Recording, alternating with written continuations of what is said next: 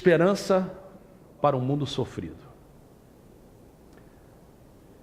Por volta do ano 90 a.C., depois de Cristo, primeiro século, Jesus já tinha vindo, já tinha morrido, ressuscitado, subiu ao Pai. A igreja começou por volta do ano 30. 60 anos já tinham se passado, a igreja agora estava espalhada pelo Império Romano. Jerusalém já tinha sido destruída.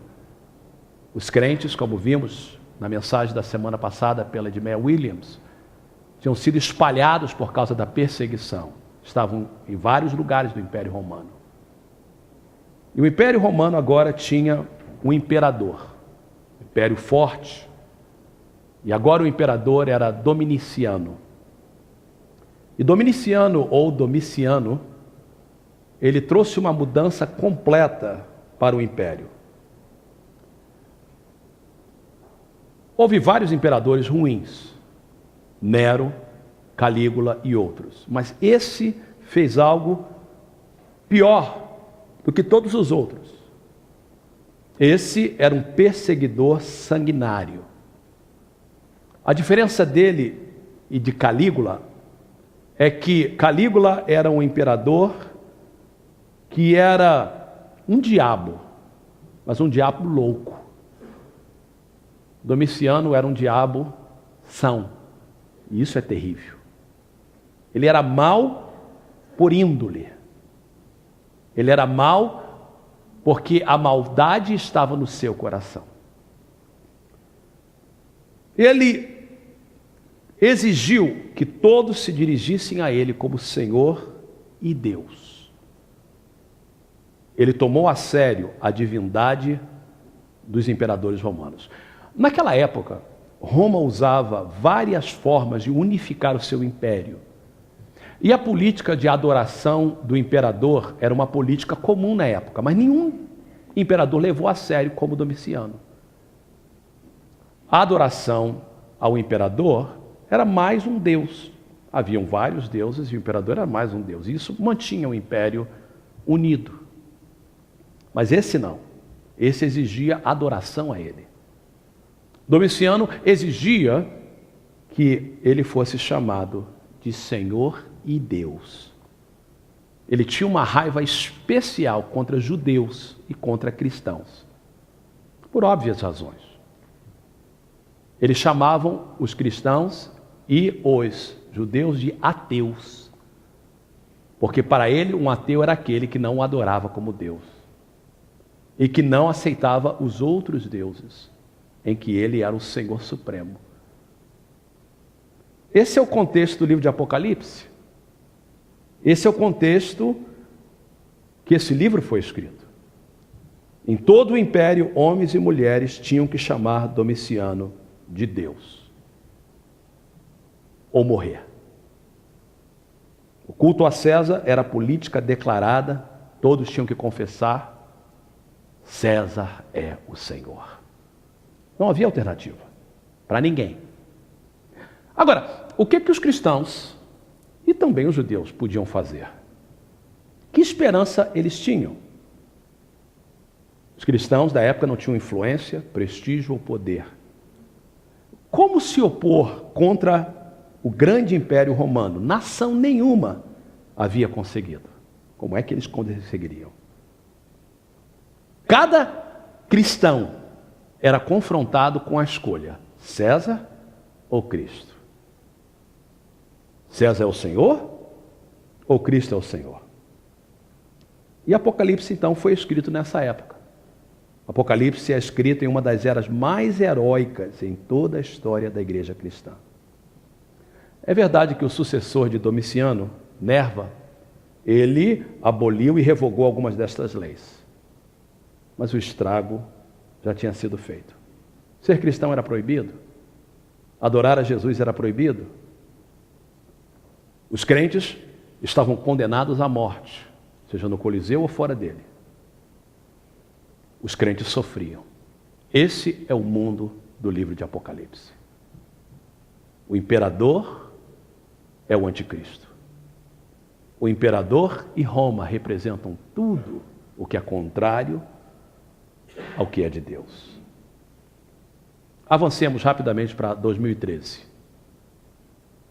Século 21. Muita coisa mudou. Mas a essência da natureza humana, basicamente, é a mesma. Há muita coisa boa no mundo, e há muita gente boa no mundo. Mas, ao mesmo tempo, o mal está muito presente em nossas vidas. Terror, ataques às embaixadas, escravidão sexual, traficantes, usuários de drogas, assassinato de bebês, crianças inocentes, fome, doenças, ameaças nucleares, destruição do meio ambiente, impostos altos, imoralidade. Nosso país, o Brasil, cresce de um lado, mas a imoralidade cresce assustadoramente junto.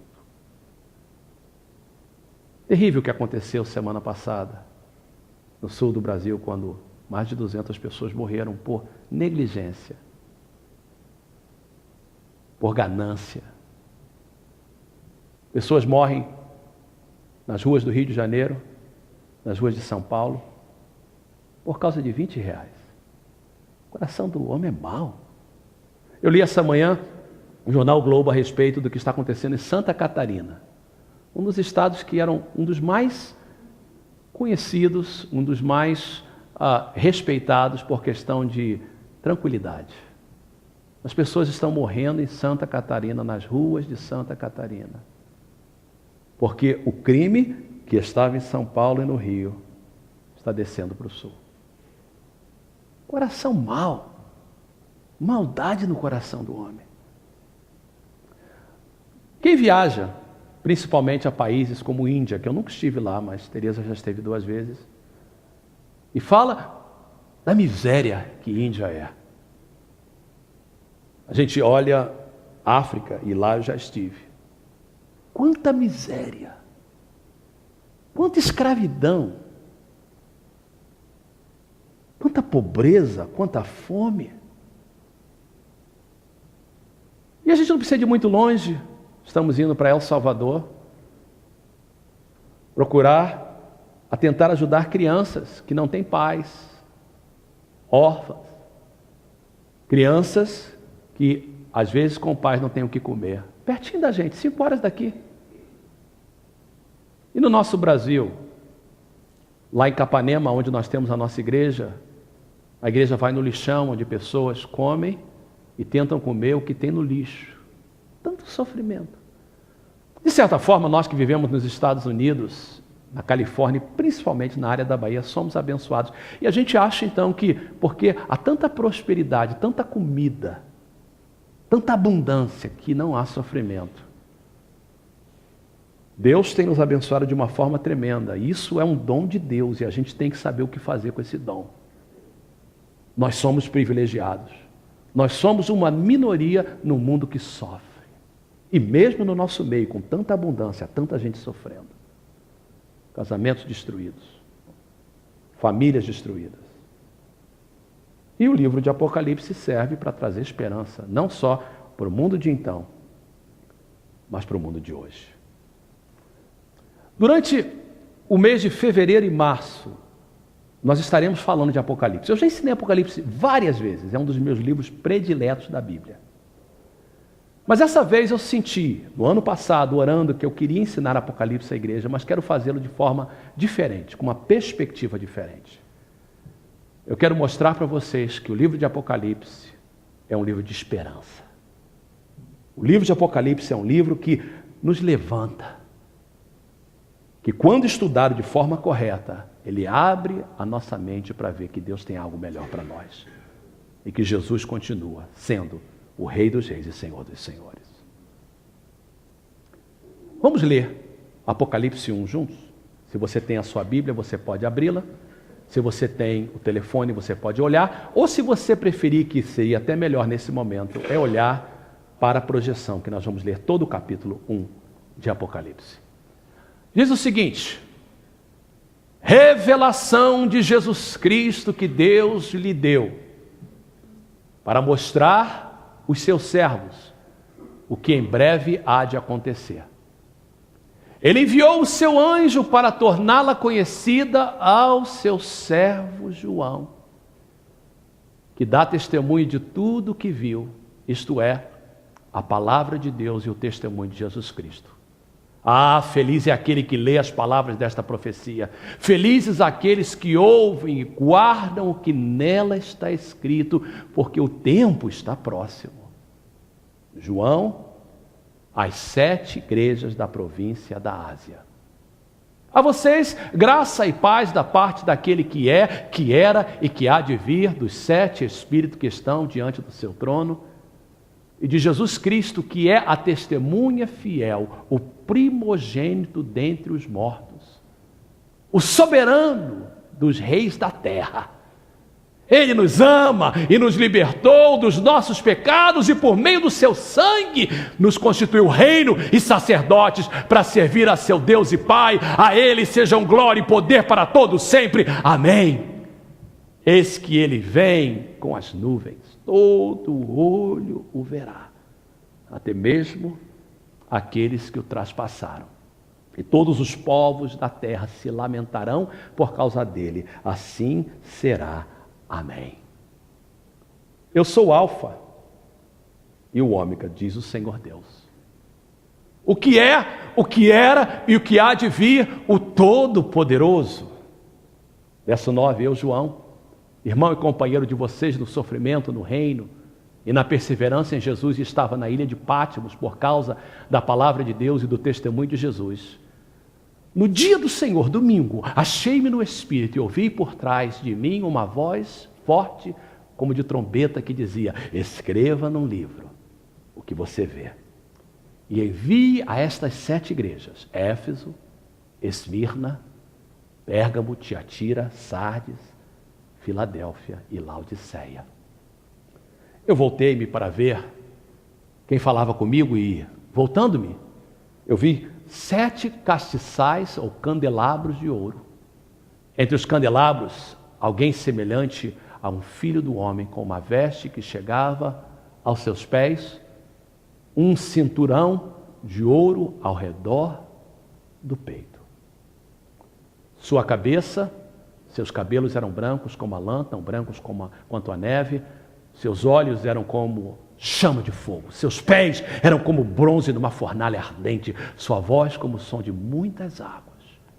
Ele tinha em sua mão direita 7 estrelas e da sua boca saía uma espada afiada de 2 gumes. Sua face era como o sol quando brilha em todo o seu fulgor. Quando o vi, caí aos seus pés como morto. Ele colocou sua mão direita sobre mim e disse: não tenha medo. Eu sou o primeiro e o último, sou aquele que vive, estive morto, mas agora estou vivo para todo sempre e tenho as chaves da morte e do Hades. Escreva, pois, as coisas que você viu, tanto as presentes como as que acontecerão. Este é o mistério das 7 estrelas que você viu em minha mão direita e dos 7 candelabros. As 7 estrelas são os anjos das 7 igrejas. E os 7 candelabros são as 7 igrejas. Esperança para um mundo sofrido. Durante o mês de fevereiro e março, terminando e culminando no grande dia da Páscoa, último domingo de março, estaremos falando sobre o livro de Apocalipse. No inglês, nós estaremos na quarta-feira tendo um estudo em pequeno grupo aqui na igreja, e na congregação das 11 horas em português, nós estaremos dando uma oportunidade para você fazer um pequeno grupo na sua casa, com os membros da sua família, com os seus vizinhos e os seus amigos. E no domingo e no pequeno grupo nós estaremos entendendo a mensagem verdadeira do livro de Apocalipse. Meu propósito hoje é simplesmente mostrar 4 importantes aspectos do capítulo 1, para mostrar para vocês por que o livro de Apocalipse é um livro que nos dá esperança. Vamos começar logo do primeiro versículo. Primeiro versículo de Apocalipse 1, nós encontramos revelação de Jesus Cristo. A palavra Apocalipse é uma palavra do original grego, não é uma tradução, mas na verdade é uma transliteração do grego. A tradução de Apocalipse é revelação. A palavra Apocalipse vem de duas palavras no grego. E ela significa exatamente isso. Se eu tenho algo no meu bolso e você não sabe o que é, e eu quero dizer para vocês, eu quero revelar a todos vocês o que eu tenho no meu bolso. Então, no grego digo, eu vou fazer um apocalipse, eu vou fazer uma revelação. Eu tiro do bolso e levanto e digo, aqui está o que estava no meu bolso. Antes estava escondido, agora é para todo mundo ver. Se Deus deu o nome desse livro de Apocalipse, não é para ser um livro escondido, não é para ser um livro ignorado, não é para ser um livro que ninguém entende. Eu converso com muitos crentes e muitos crentes evitam ler Apocalipse. Gostam de ler Salmos, gostam de ler alguns profetas, sem dúvida, os evangelhos e algumas cartas de Paulo, mas Apocalipse não. Apocalipse é difícil, Apocalipse é misterioso, Apocalipse fala de coisas que eu não entendo, dragão, besta, eu não quero nada com Apocalipse. Mas eu leio para vocês, verso 3 diz, bem-aventurado, feliz aqueles que leem esse livro, feliz aqueles que ouvem as palavras desta profecia, e felizes aqueles que guardam a mensagem deste livro. Eu declaro em nome de Jesus que a nossa igreja será abençoada ao estudarmos o livro de Apocalipse. É o único livro da Bíblia que tem uma bênção de ler esse livro. É o único livro. Toda a Bíblia nós somos abençoados, mas esse livro especificamente diz, quem lê esse livro vai ser abençoado. Quem estudar esse livro vai ser abençoado. Quem guardar as palavras da profecia será abençoado. Então, nós seremos abençoados de uma forma tremenda em fevereiro e março. Bênção pura. Esses 2 meses são meses de bênção espirituais para nós. Agora, esse livro então é para ser conhecido, Deus não quer que seja ignorado. Todo mundo pode entender Apocalipse, porque o título significa revelação, não é escondido. Nós temos só encontrar a chave da interpretação. Segunda coisa, ainda no primeiro ponto, a revelação é de Jesus Cristo. Quem já fez grego comigo ou com outro professor sabe que o grego existem várias formas. No português, o verbo precisa de ser conjugado. O substantivo não muda, mas o verbo é conjugado. No grego, não. Não só você conjuga o verbo, mas também você conjuga o substantivo. E existe uma forma de você ver o substantivo, se ele for genitivo, significa possessão. Então, quando o substantivo termina de uma certa forma, significa possessão. Revelação de Jesus Cristo está no genitivo, significa que a revelação ou pertence a Jesus Cristo, ou a revelação é uma revelação da pessoa de Jesus Cristo.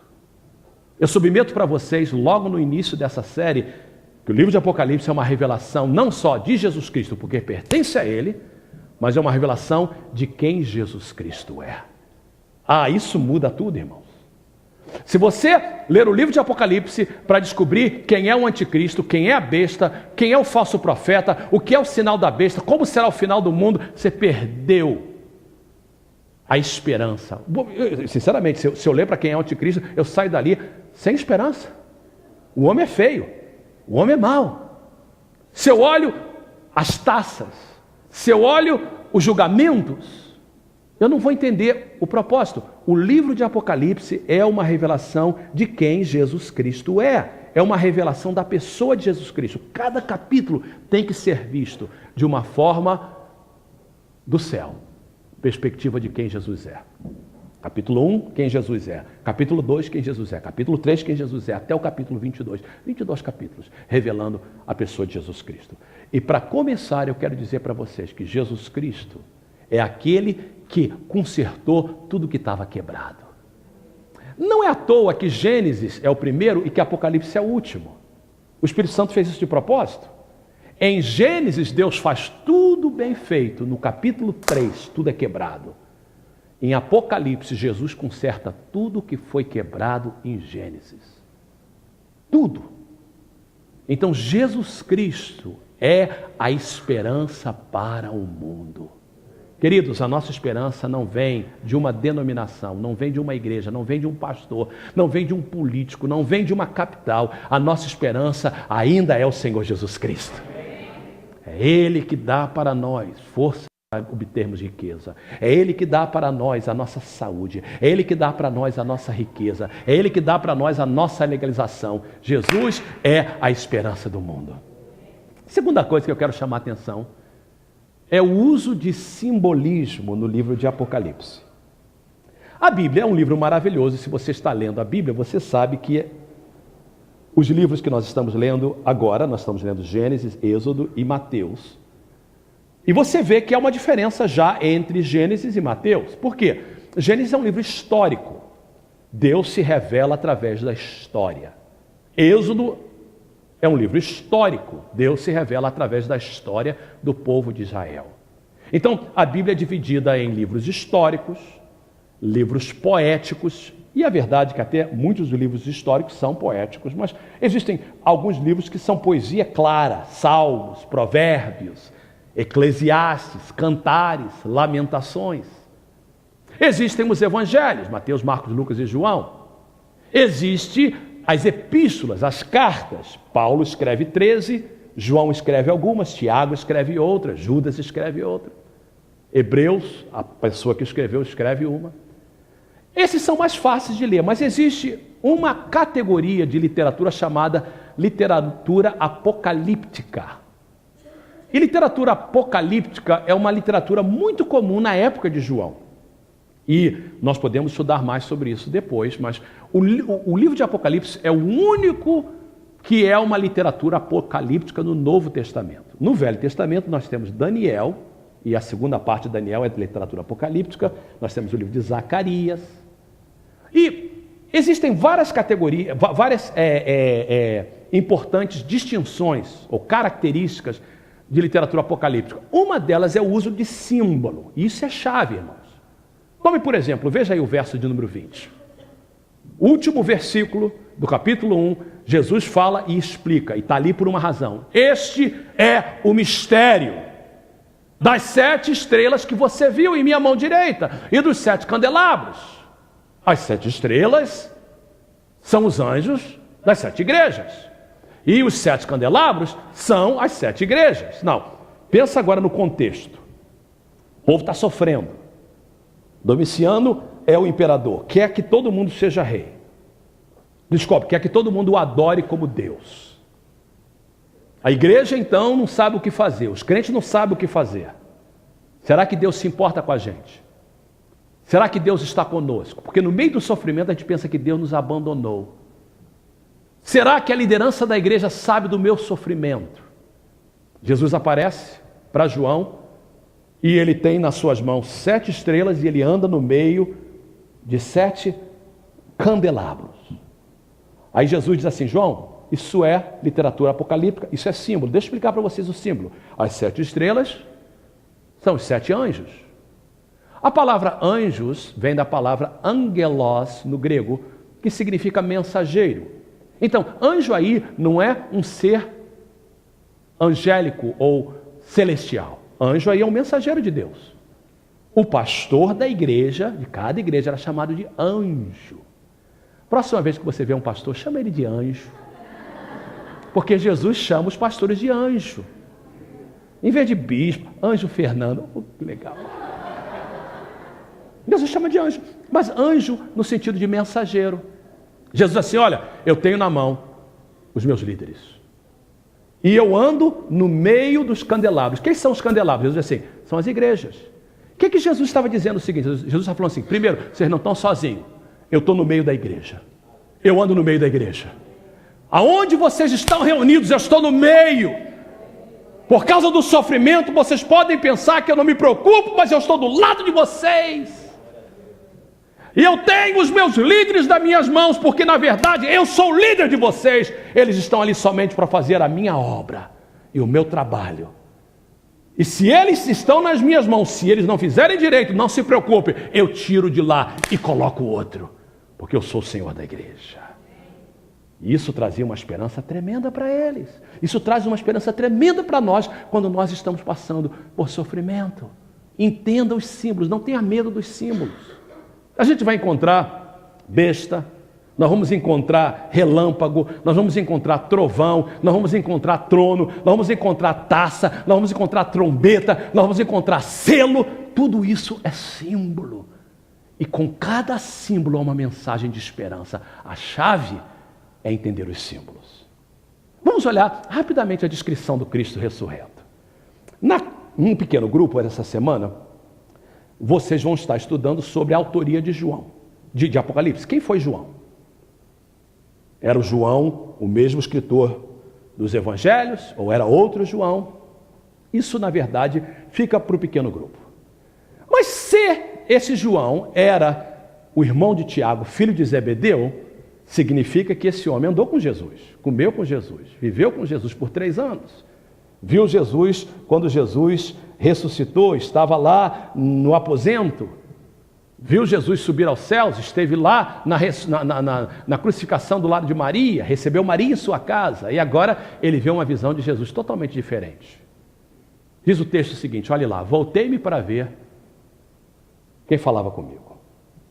E aí, o texto diz o seguinte, que quando eu voltei-me, eu vi. E olha as descrições, porque com cada descrição tem um símbolo. E essa visão de Cristo é a chave para entender todo o livro. Primeiro, diz o seguinte, eu vi alguém semelhante, esse uso de semelhante aí mostra que é figura de linguagem, a um filho do homem.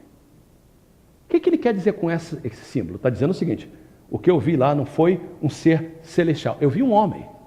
Semelhante a um filho de homem significa que ele tinha um corpo como eu tenho. 2 olhos, ouvido, um corpo como eu, 2 braços, 2 pés. Eu olhei, e eu não estava vendo um ser angelical. Eu vi um ser que tinha aparência de homem. Primeira coisa que está dizendo que Jesus é homem. Jesus é um representante da raça humana no céu. Nós temos um representante da raça humana no céu. Se nós não tivéssemos essa passagem, a gente ia pensar, como diz o testemunho de Jeová, que quando Jesus subiu, ele deixou a humanidade aqui na terra. Ele deixou de ser homem, ele só foi homem aqui na terra, mas quando ele subiu ao céu, ele deixou de ser homem. Não! Jesus, quando foi encarnado em Maria, foi para sempre. Ele é Deus, mas sempre será homem. A aparência dele será humana. Quando eu chegar no céu, eu vou ver Jesus como ele é, e ele vai ter um corpo como eu tenho. Segunda coisa interessante, diz que ele tinha uma veste que chegava a seus pés, um cinturão de ouro ao redor do peito. Puxa, isso é maravilhoso, porque a palavra veste, na verdade, no original, significa uma beca. Ele tinha um vestido, é uma outra tradução. Esse vestido, essa veste, essa beca, é a mesma palavra usada no Velho Testamento para a roupa do sumo sacerdote, que nós lemos essa semana no livro de Êxodo, a mesma palavra. Então significa que esse ser, que tinha um corpo de homem, também é sacerdote. E o que é um sacerdote? É alguém que é intermediário, que representa o homem perante Deus. Então, Jesus, que é humano, um representante da raça humana, é um sacerdote, mas não é qualquer sacerdote não, porque a sua veste descia até os seus pés. Veste que descia a seus pés eram reservadas para sumo sacerdote e rei. O que está dizendo? Jesus não só é representante da raça humana no céu, mas ele é o nosso sumo sacerdote e ele é o nosso rei. Aí diz o seguinte, que o seu cinturão de ouro ao redor do peito. Um livro paralelo, existem 2 livros paralelos para você entender Apocalipse no Velho Testamento. É o livro de Ezequiel e o livro de Daniel. Vários dos símbolos de Apocalipse se encontram já em Daniel e em Ezequiel. Então, quando a gente quer entender, a chave de entender os símbolos é olhar em Ezequiel e Daniel. E em Daniel, essa descrição de cinturão de ouro ao redor do peito era reservada para o mensageiro de Deus. Gente, o que está dizendo aqui? que Jesus é o representante da raça humana, Ele é o nosso intermediário, Ele é o nosso sumo sacerdote, Ele é o nosso rei e Ele é o mensageiro de Deus para nós também.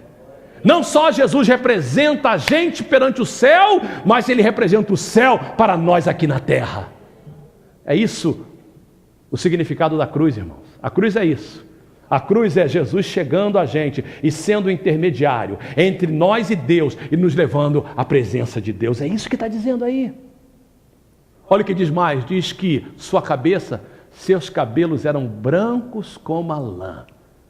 Tão brancos quanto a neve. Volta para o livro de Daniel. Essa é a descrição do ancião de dias em Daniel. Então, o que ele está dizendo é o seguinte. Ele é ser humano no sentido de corpo humano, não ser humano, mas o representante da raça humana. Ele é rei, ele é sacerdote, ele é mensageiro, mas não esqueça, ele é Deus. Ele continua sendo Deus. Ele é Deus e ele é homem. Seus olhos eram como a chama de fogo, seus pés como bronze numa fornalha ardente, sua voz como o som de muitas águas. Todas essas são descrições de Deus no Velho Testamento. Os olhos de Deus, que pode ver todas as coisas. Os pés, que representam poder.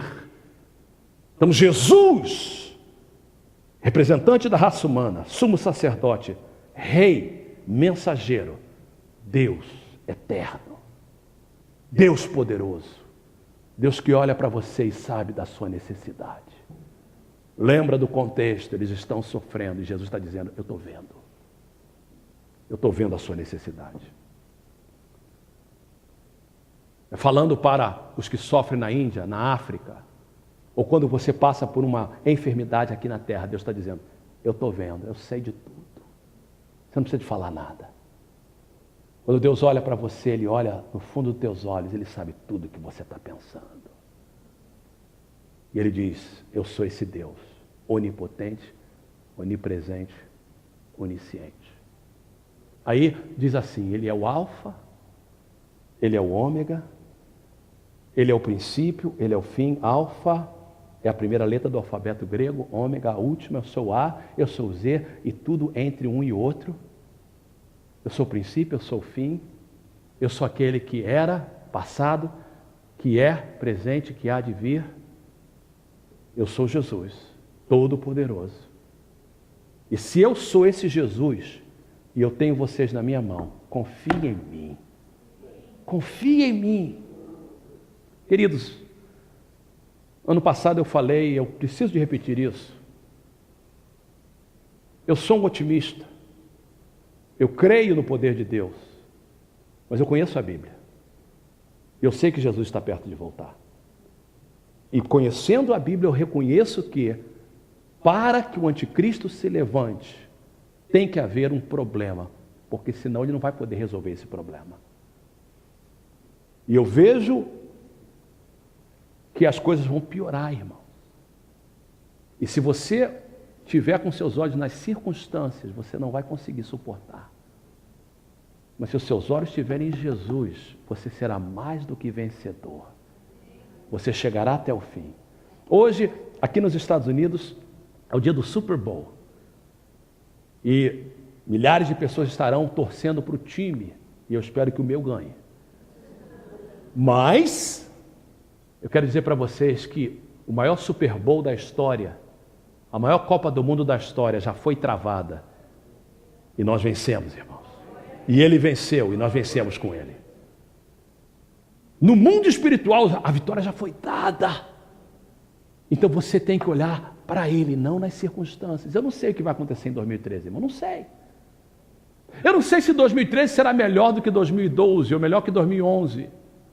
Eu não sei se haverá mais ataques nucleares, eu não sei se a economia vai melhorar. Amém, eu creio que haverá uma legalização, mas eu não creio que isso será a razão da nossa alegria. E se você olhar, quantas pessoas que hoje são legais e continuam sem alegria. Se você achar, quando eu tiver o meu papel, eu serei verdadeiramente alegre, você está muito enganado. Tem gente que acha, quando eu me casar, eu vou ser verdadeiramente alegre. Isso são coisas que ajudam a nossa alegria, mas a nossa alegria, na verdade, é o gozo do Senhor em nossa vida. E é isso que Apocalipse está dizendo. Não olhe para as circunstâncias, olhe para Ele. Ele é o homem, o princípio e o fim. Olha a coisa linda, verso 18 diz assim: eu sou aquele que vive, ponto número 3. Eu estive morto, mas agora eu estou vivo para todo sempre, tenho as chaves da morte e do Hades. Ontem, eu estive numa reunião de família, minha sogra fez 75 anos e foi muito legal, a gente estava junto, como família, celebrando o aniversário dela. E depois nós chegamos em casa cansado e sentamos para assistir alguma coisa, e eu, como cabeça da casa, escolhi o que assistir. E eu assisti, então, futebol, preparação para o Super Bowl. Teresa disse, você me deve, você está me devendo. E eles estavam mostrando, então, as recompensas, os prêmios dos melhores jogadores do ano passado, desse ano, não é? Aí chegou num momento, eles tiveram um momento chamado In Memoriam. Quando a gente vai numa convenção das Assembleias de Deus, ou da Igreja Batista, sempre tem isso. Na nossa convenção, sempre tem isso. Uma vez por ano, In Memoriam, é a foto de todos os homens, os pastores do distrito que morreram, ou mulheres. E como esse distrito tem muita gente velha, demora a passar, irmãos. É muita gente que morre. E eles passaram, então, as fotos das pessoas, jogadores, treinadores, pessoas que influenciaram o jogo de futebol americano e que morreram nesse último ano. Aí começou a passar. Pá. E eu comecei a ver aquelas fotos. Eu comecei a pensar a respeito da vida. Como é que a vida é curta, irmãos? Homens que fizeram grandes jogadas, que fizeram fãs e torcedores se levantar no estádio, hoje estão mortos. Esses dias eu fui fazer uma compra aqui no Trader Joe's, e o Trader Joe's aqui em South São Francisco fica pertinho do Costco ali, e eu cheguei mais cedo, comprei uma coisa, quando eu estava saindo, eram mais ou menos 8h30, 9 horas da manhã, estava saindo para o carro, eu olhei para a montanha, e na montanha, logo atrás do Trader Joe's, tem vários cemitérios. E eu olhei e tinha um funeral acontecendo. E eu falei, vou ficar prestando atenção nesse funeral. A minha vontade era ir lá. Mas fiquei, vou ficar de longe. E você via assim, o céu, estava mais ou menos como hoje, um azul bonito, a montanha bem verdinha, e um grupo de mais ou menos 40 pessoas fazendo o funeral de alguém. Eu parei, comecei a meditar e pensar, quem será que morreu? Como é que foi a vida dessa pessoa? Quantos pais, os pais que deixaram, os filhos, esposa, acabou. Aí eu comecei a pensar a respeito das pessoas que passaram nessa vida. Grandes imperadores, grandes homens, grandes mulheres, atores, atrizes, pessoas que quando passava todo mundo queria um autógrafo. Morreu, acabou. Eu assisti um filme com a Teresa essa semana, Os Miseráveis. Tremendo filme. É meio chato porque é cantado o tempo todo, mas é maravilhoso. Maravilhoso. A mensagem dele é uma mensagem tremenda, e você vê a miséria. E aí no final, aquele ator, e eu não quero estragar para quem quer ver, mas chega o momento final da morte. Uma mensagem tremenda, a morte. Irmãos, presta atenção, a morte é terrível. Eu me considero uma pessoa nova, não sou velho. Mas também não sou mais teenager. Alguma coisa que acontece na nossa mente quando a gente passa dos 50. Quem passou já sabe o que eu estou falando. Quem não passou, vai chegar a sua hora. E se não chegar, porque você... Então é melhor que chegue. É melhor que chegue. Quando eu fiz 50 anos, me deu um negócio na cabeça. Comecei a parar para pensar. Rapaz, está passando muito rápido. Esses dias eu estava lendo do meu pai, a diferença de idade minha e do meu pai. Meu pai, quando eu nasci, papai tinha 21 anos de idade. Mamãe tinha 20. Eu estava olhando meu pai é forte. Meu pai, graças a Deus, tem uma saúde tremenda, mas eu olhava para ele e vendo já embora a força, mas a velhice. Eu parei para pensar e falei assim, gente, papai tem 73 anos. Ele nasceu em 1940. Eu nasci em 61. Eu parei para pensar, em 20 anos, eu vou ser para o Felipe, que a diferença é a mesma. Quando o Felipe nasceu, eu tinha a mesma idade, 22. E eu falei, em 20 anos, eu serei para o Felipe, o que meu pai é para mim. Fisicamente e em várias outras partes. Eu pensei, cara, isso passa rápido. 2013 já passou, irmão. Já estamos no... Não passou, graças a Deus. Mas nós estamos em fevereiro já. Janeiro já passou. Janeiro já passou. Rápido. Daqui a pouco chega o final do ano. Passa rápido demais. É por isso que eu fiz uma decisão. Eu quero conversível.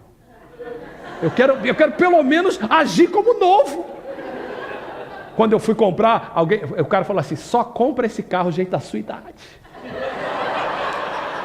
Eu falei, mas isso é carro de jovem? Ele falou assim, primeiro, o jovem não tem dinheiro. Segundo, é gente da sua idade. Bem-vindo ao grupo, disse ele para mim. O tempo passa rápido, a morte é o inimigo. Ninguém quer morrer.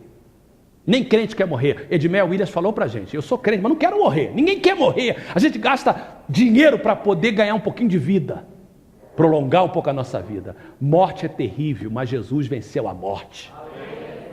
Olha o que ele diz, eu sou aquele que vive, estou morto, mas agora eu estou vivo para todo sempre.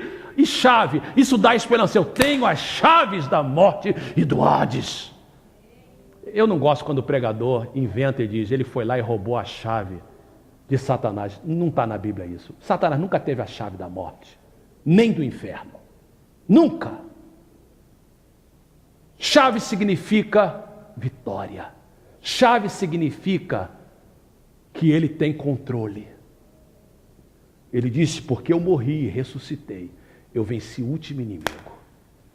E eu agora tenho o poder de dar vida a todos os que quiserem. E eu tenho o poder de não deixar ninguém ir para o inferno, para o Hades. Billy Graham diz de uma forma tremenda, ele diz, você pode nascer uma vez e morrer duas vezes, ou nascer duas vezes e morrer uma só. Todos nós nascemos fisicamente e a não ser que Jesus volte antes, o arrebatamento acontece, nós vamos morrer um dia e seremos enterrados ou cremados. Mas acontecerá. Agora, Billy Graham diz, se você nascer de novo, você só morre uma vez. Porque essa morte física não é o final de tudo, começa na verdade uma vida eterna. Queridos, eu tenho certeza absoluta que quando eu morrer, eu vou para o céu. Eu tenho certeza absoluta que eu vou viver para sempre com Jesus. Você tem essa certeza? Que você não vai para o inferno nunca, não terá separado de Deus. Por quê? Por que você tem essa certeza? Você tem, mas milhares de pessoas aí fora não têm, porque nunca ouviram as boas novas. É por isso que a gente vai fazer a classe de evangelismo. Há um mundo que precisa dessa palavra de esperança. Para terminar, verso número 7, isso traz uma tremenda esperança.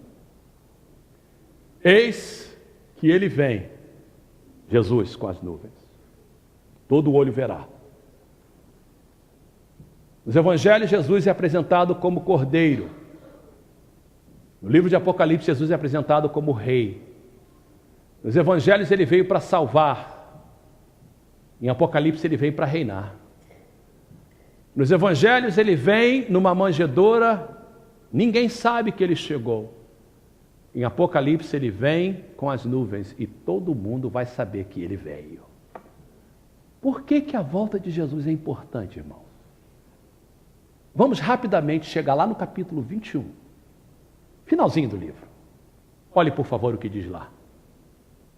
Ouvi uma voz que vinha do trono e dizia, agora o tabernáculo, a morada de Deus está com os homens, com os quais ele viverá. Eles serão os seus povos, o próprio Deus estará com eles e será o seu Deus. Ele enxugará dos seus olhos toda lágrima. Não haverá mais morte, nem tristeza, nem choro, nem dor, pois a antiga ordem já passou. E aquele que estava sentado no trono disse: estou fazendo novas todas as coisas. E acrescentou: escreva isto, pois essas palavras são verdadeiras e dignas de confiança. Esta é a esperança para o mundo sofrido. Feche os seus olhos, curve a sua cabeça, por favor.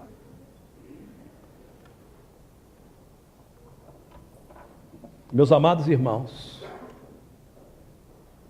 Jesus é a esperança para esse mundo sofrido. Ele é o Alfa, Ele é o Ômega, Ele é o princípio e o fim. Ele é o Senhor das nossas almas. E nesse livro de Apocalipse nós vemos a revelação de quem Jesus Cristo é. Nessa manhã eu quero orar para que todos vocês possam nesse momento sair daqui com essa esperança que só Jesus pode dar. Nós vamos estar participando da ceia do Senhor e nada tão lindo para poder participar da ceia do Senhor nesse início dessa série. A ceia do Senhor declara vitória na cruz por nós, está consumado. Eu venci para que vocês possam vencer também. Pai, se alguém aqui nessa manhã que não tem essa esperança que nós temos, que eles possam receber. E todos que estão sofrendo no mundo, o nosso sofrimento não se compara com tantos. Mas nós oramos nesse momento, se há alguém aqui que passa por um sofrimento de uma doença, de um ente querido sofrendo, distante, não podendo vê-lo, nós oramos que tu possas vir nesse momento de uma forma especial e trazer esperança. E ajuda-nos a levar essa mensagem de esperança para o mundo sofrido. Que Jesus foi revelado para fazer novas todas as coisas. Prepara-nos para participar da ceia do Senhor. Ajuda-nos a entender o propósito dela. Em nome de Jesus. E que todos digam amém. Os elementos da ceia serão distribuídos nesse momento. Pegue um elemento. Uma vez que você pegar, fique de pé. Uma vez que você receber os elementos, feche os seus olhos e medite em tudo que foi falado para participarmos da ceia do Senhor juntos.